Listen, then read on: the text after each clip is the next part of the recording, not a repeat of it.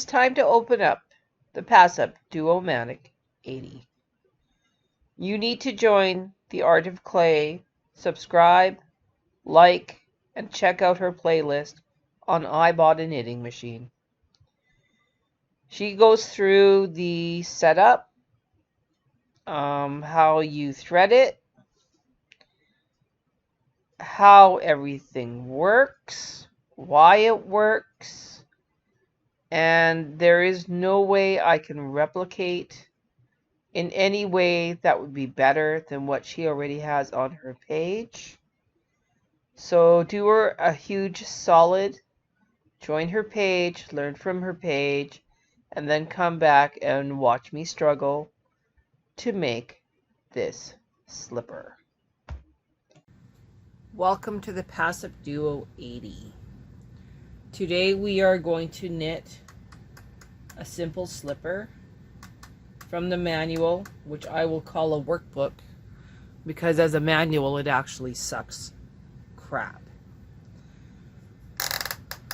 So the instructions for this slipper are really intense.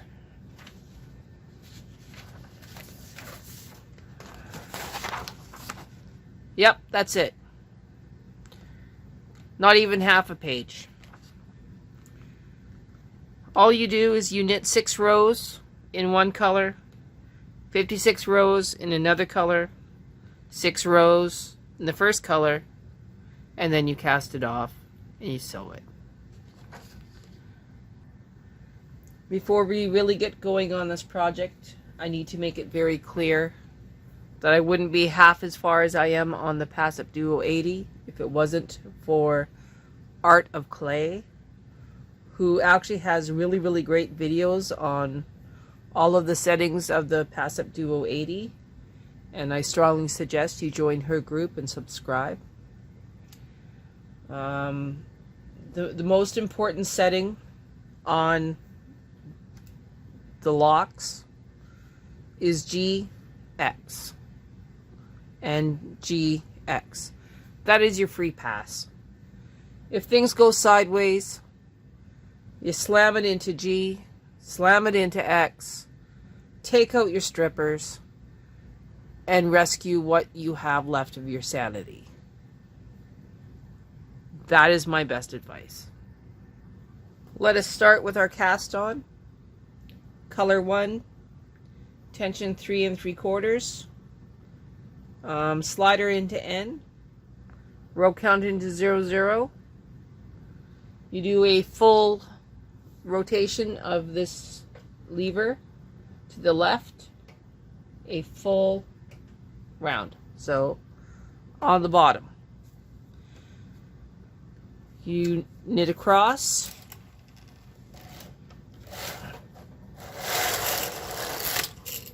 looks pretty easy.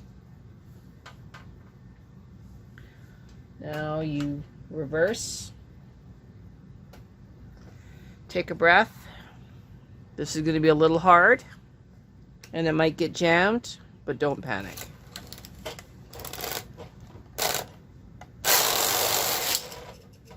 Okay, we have finally done a cast on. Now we reset our row counter to 0 0 0, and we are going to knit a whopping 6 rows. You do not put any weight on a Passap. It doesn't require any. All of the magic happens with these edge marking things, where you put them on the last needle that is up with the latch closed, and that keeps the yarn where it's supposed to be. So now we're going to knit our 6 rows. 1, 2, 3, 4, 5, 6.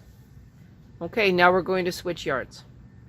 From what I can tell, in order to switch yarns, you have to push it down, and then you slide the carriages over. It deposits a shuttle, and it's supposed to grab the next shuttle.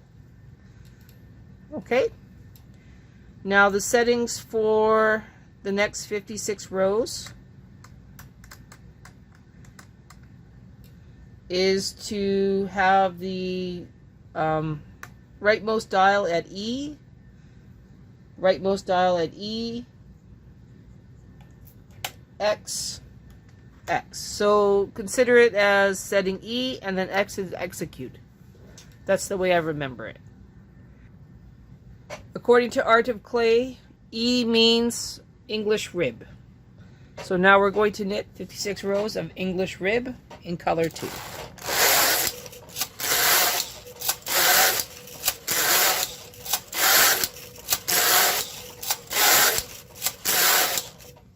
Yeah, it's that easy. So I'm going to pause this until I get closer. Okay, 52, 53, 54, 55, 56. Now we're going to switch yarns.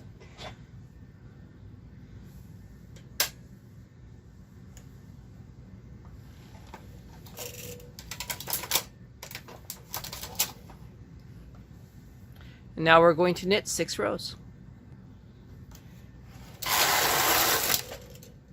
Whoops. Okay. Slight problem there. I forgot to go N.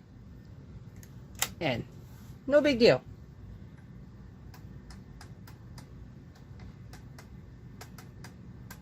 Okay. 1, 2, 3, 4, 5, 6. Okay. One of the things I did learn about casting off is that you double your last row. So I put it at 7. Knit 1 row and then cast off.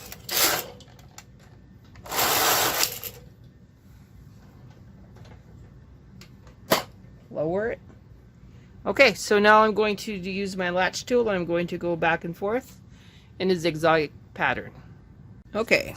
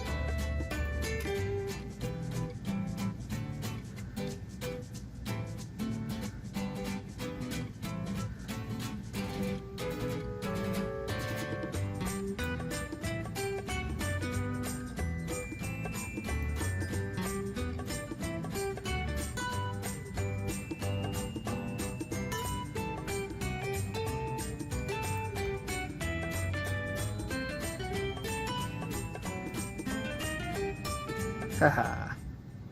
So I'm going to come back when I'm done this. Here we go.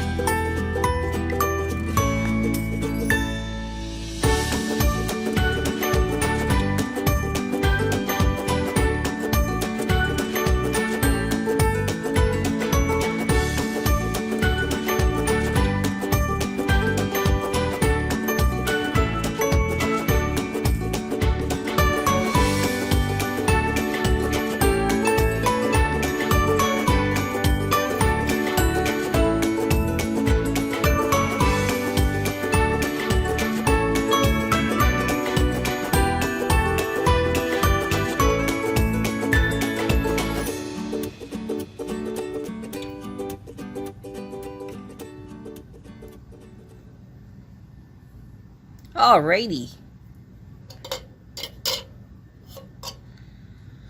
So now it's time to remove the project from the machine. This is a long, slow process, and you have to make sure all your latches are closed before you bring the needles back down.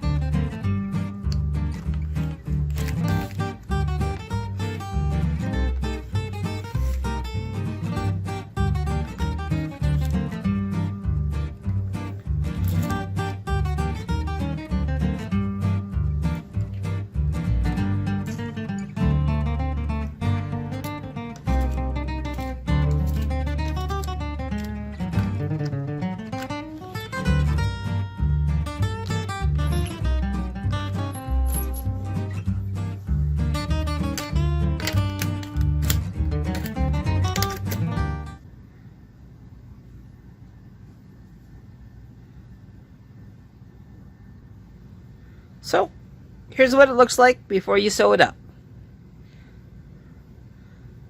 Now I'm going to sew these ends together and these ends together to make the slipper. So, we have the open side, the closed side, and the edge.